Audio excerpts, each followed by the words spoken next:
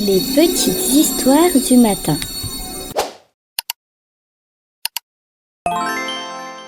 Le loup qui ne voulait plus marcher.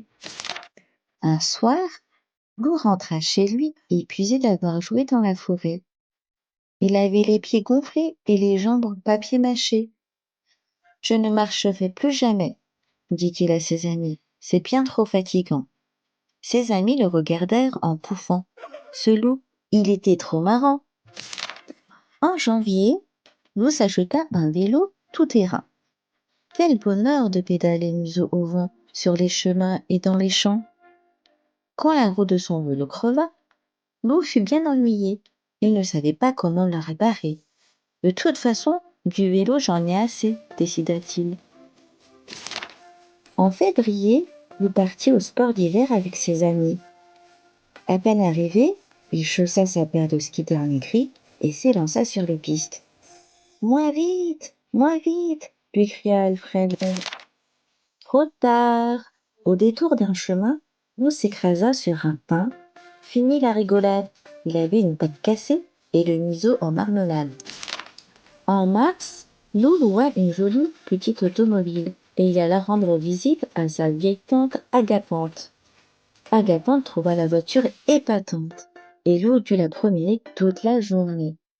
Quand il rentra chez lui, il avait mal aux fesses et les jambes toutes bloquées. La voiture plus jamais, cogna-t-il. C'est une calamité. En avril, Loup emprunta à Drouin sa moto. Mais le casque sur ses oreilles et le blouson qui tenait chaud, pour lui, c'était trop. En mai, Loup, sa chérie, lui offrit une magnifique paire de patins à roulettes. Pour l'épater, il tenta une pirouette et finit couvert de bandelettes. En juin, Loup trouva une paire de bottes de 7 lieues. Il les enfila. Le premier pas le mena de l'autre côté de la forêt. Le second pas, plus loin encore, là où il n'était jamais allé. « Enfin !» cria Loup enchanté, « j'ai trouvé chaussures à mon pied !» En criant, il réveilla 2 autres qui se mirent à hurler. « C'est lui qui a volé les bottes, attrapons-le pour le goûter !» Vite, Loup se déchaussa et disparut dans le terrier. En juillet, Loup s'acheta un billet de chemin de fer pour aller voir la mer. Hélas pour lui, les Indiens attaquèrent le train et il passa les plus mauvaises vacances de sa vie.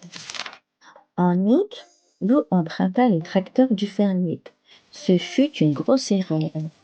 En septembre, Loup accepta de conduire le carrosse d'une princesse sans cocher. Bien mal lui en prit. Il faillit finir en bruit quand le carrosse se changea en citrouille à minuit. En octobre, Loup fut invité au mariage de sa sœur Sarah Loup. Elle habitait au Canada, à des milliers de kilomètres d'ici. « Enfin, je vais prendre l'avion !» fit Loup tout excité. À peine décollé, l'avion fut pris dans une tempête terrible. Il tanguait, plongeait, se redressait. Les passagers étaient secoués comme des pommes dans un panier. Tonnerre, éclair! Le voyage fut un enfer, et jamais Loup n'oublia son matin lunaire. Loup passa chez sa sœur quelques jours époustouflants. Il apprit à pêcher les saumons dans les torrents et se fit des amis absolument charmants.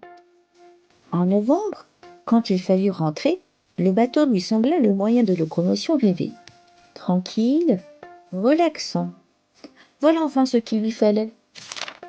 Mais c'était sans compter le mal de mer. Au moindre roulis, Loup sentait son cœur se mettre à l'envers.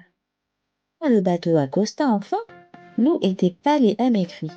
« Le bateau, c'est bon pour les matelots, » déclara-t-il au capitaine. Décembre était arrivé dans la forêt. Loup marchait tranquillement quand un traîneau vint se poser à ses côtés. « Hé l'ami !» fit une grosse voix. « Il se fait tard. Voulez-vous que je vous dépose quelque part ?» Loup leva les yeux vers le grand bonhomme rouge et il répondit. « C'est gentil, Père Noël, mais je vais marcher. Voyez-vous, les 2 pattes par terre, c'est vraiment ce que je préfère. »